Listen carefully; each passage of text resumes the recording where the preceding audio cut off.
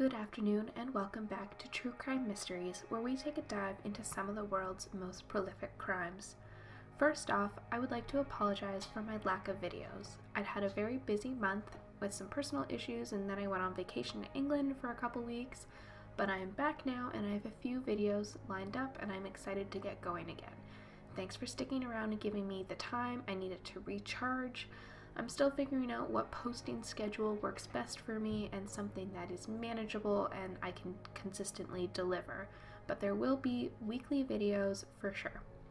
Anyway, let's get into it. Today's video is Crimes of the Month for February 2019. You guys really enjoyed last month, so I'm more than happy to make this an ongoing series. In an update, Bruce Arthur will serve a life sentence for the killings of 8 men in the Toronto area. His victims were slain in the years 2010 to 2017. He will be ineligible for parole for 50 years. He will be 91 when he can apply for parole. The courts heard 12 victim impact statements from the family of the 8 victims. MacArthur showed little remorse, and the prosecution argued that rehabilitation would be unlikely, and evidently the judge agreed. The trial went into gruesome details regarding the deaths and disposals of the victims.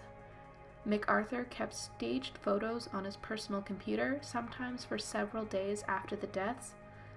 My thoughts are with the family who had to sit through the trial and experience their loved ones' final moments in such detail.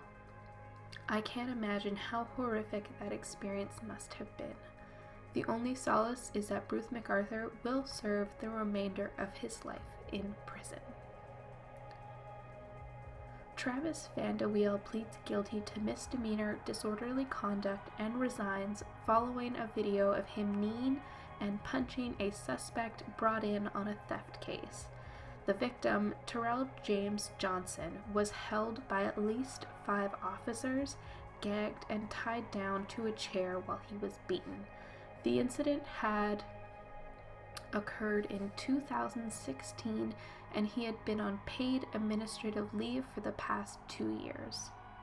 In the video, Johnson is seen pleading with the officers to not kill him and crying out that they were using excessive force. Wiel responds by saying, "You ain't seen excessive force yet." The video ends with Johnson being wheeled into a jail cell, where he later pleads guilty to the theft. This video is extremely disturbing, and although a new deputy superintendent was appointed to oversee the jail, I do not think that is enough to change behavior. Although one jailer was doing the beating, 5 officers held him down and several others were standing around watching. This was not the first time. Had this video not been released, this would have continued. Despite the video, this officer was on administrative leave for 2 years. This was a racially fueled abuse of power, and they really did very little to take a stand on this behavior. My hope is that with the use of more body cams and video surveillance, as well as training new officers better, with a greater focus on de-escalating situations, we see less and less of this abuse in the future. Wiel should never ever be given a position of power again, especially in a law enforcement role. Stephen Avery, the focal point in the Netflix docuseries Making a Murderer, had a small victory in the courts in February. His lawyers successfully won a motion to have the case re-examined by a Wisconsin circuit court. This new trial will allow Stephen Avery's lawyer, Kathleen Zellner, to submit new evidence that was collected recently. Zellner had been working tireless to overturn Avery's conviction, as she believes her client is innocent. Stephen was convicted in the murder of Teresa Halbach back in 2007. She was a photographer who went missing in 2005. The Netflix documentary had gone on to outline the very questionable evidence that had gone on to be used to convict Stephen Avery, as well as his nephew Brendan Dassey. It gives a very terrifying insight into the criminal justice system and how broken it really is. I'm very excited for season 3 of Making a Murderer, and if you haven't watched it yet, I would definitely recommend it. I am very interested in seeing the DNA evidence be retested, so I am hoping Zellner gets that opportunity in court. Chris Watts, serving 3 life sentences for the killing of his wife and 2 daughters, was interviewed by the FBI, and he provided more details about the crime. His family had gone missing back in August 2018, and he was seen pleading for their safe return. Police had discovered that Chris resented his successful wife and made plans so that he could pursue a relationship with his girlfriend. His wife had also been pregnant at the time of her murder. His daughters, Bella, was 4 and Celeste was 3. He has yet to reveal why he decided to kill his family. The FBI has released those transcripts, and if you would like a more detailed video, let me know.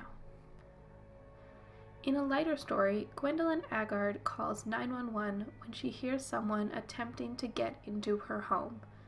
Aggard went downstairs to find a man standing near her back door without pants on. She screamed at the man, "Mother effer, if you come any further, you're a dead son of a bee." The man continued to attempt to gain entrance, and Aggard grabbed her .38 caliber revolver to protect herself.